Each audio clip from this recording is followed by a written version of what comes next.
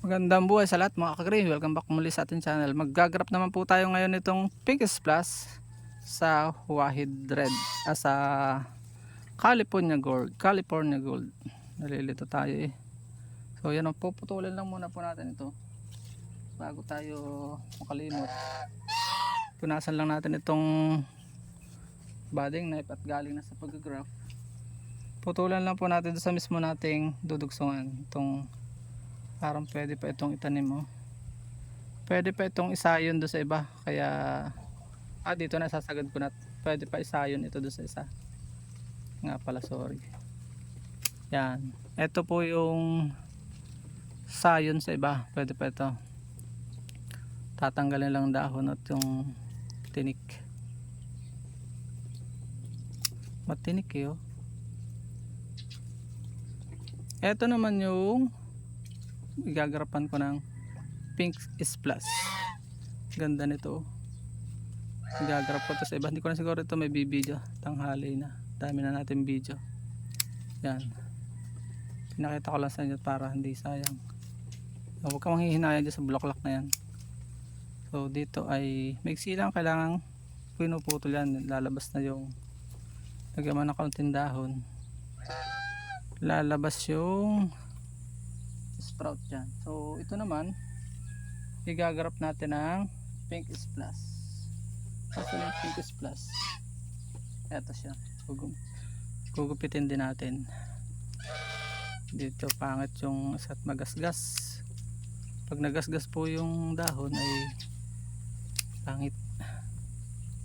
Makikita yan dyan. Lalabas na isang araw. After 2 weeks meron na yung sprout. Makikita kayo dito. Pag nangitim yan ay patay yung ating hindi successful ang ating graph. Putulan natin ang kagayon. So yan o. Lagyan natin ng kaunting mga dahon-dahon. Titiran din tayo ng kalahati. Yan. Ayos. Hindi na po kailangan na balutan mga kagri. Yan o. Tanggalan natin lupa para walang magigabok-gabok kasi yan. Yan. Ano natin dito na papagayon. Same lang yung style na ginawa ko. Hindi pa tayo maalam do sa side grafting. Hindi pa tayo nagpa-practice ng ganun. So gaganyan lang natin. Yan din, kita pa baga. Yun, kita pa naman. Sa gitna po dapat bibiyakan. Kung pasmado ka hindi maaari sa grafting eh. Yung pagbiyak dahan-dahan din dapat. So yan o. Pwede may iwain lang gano'n, kaya lang dahan-dahan. Huwag masyado marami, yung halos media lang yung ano. And then ito ang pagbibiyak ay dahan-dahan din lang. Dahil baka mapasobra. Hindi mo na mauulit dahil sobrang liliit ng kanyang mga branches. Yan, ganyan lang siya.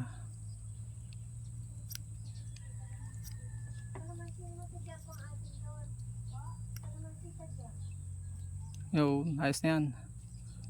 Kabila ay hahayapan natin para magpantay. Kailangan pantay po yung pagkakahayap sa kanya. Tapos salpak natin ng dahan-dahan lang. Huwag masyadong mabilis. Kailangan maglapat lang naman yung one side. Yung kabila dahil hindi naman talaga mapapaglapat dahil po masyadong payat.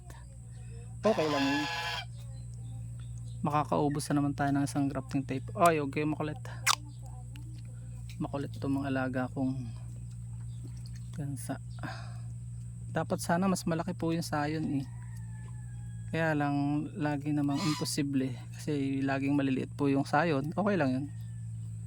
Basta mahalaga ay mabuhay. Yan o, tahapitin natin ang ayos. Yan. Ganyan lang po ang pag-graft ng tag dito. Pink Splash sa Gordon California Gold. Ang ganda nitong California Gold. Mga hybrid po lahat itong ginagraph ko para hindi sayang yung pagod. At hindi mo naman may bebenta ng mahal kapag ka mga mahihinang klase yung iyong ginagraph. Yun po ang sekreto nun. So lalagyan ko na lang ng lock ito. Madami pa akong labis, hindi ko na may papakita yung video kasi ibang variety naman yun, hindi ko alam yung variety.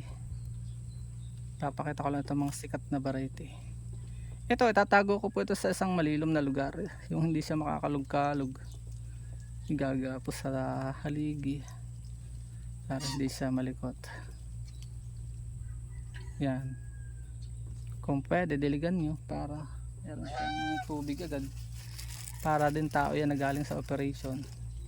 Ganda niya, kitang kita natin kung buhay na siyang after 2 weeks. Makikita mo na kung successful o hindi ang iyong graph. Itong iba ay igagraph ko na rin ng Wahid Red pagka nakakita ako ng stick. So yun lang, lagi po natin tatandaan, kapag marami ka alam, hindi ka mapapag-iwanan. Huwag niyo pong kalimutan i-share itong video para marami sa ating mga kabayan matuto. Sama-sama din tayong umasenso. Please support all Filipino vloggers. Pakita natin sa madang kakas ng lahing Pilipino.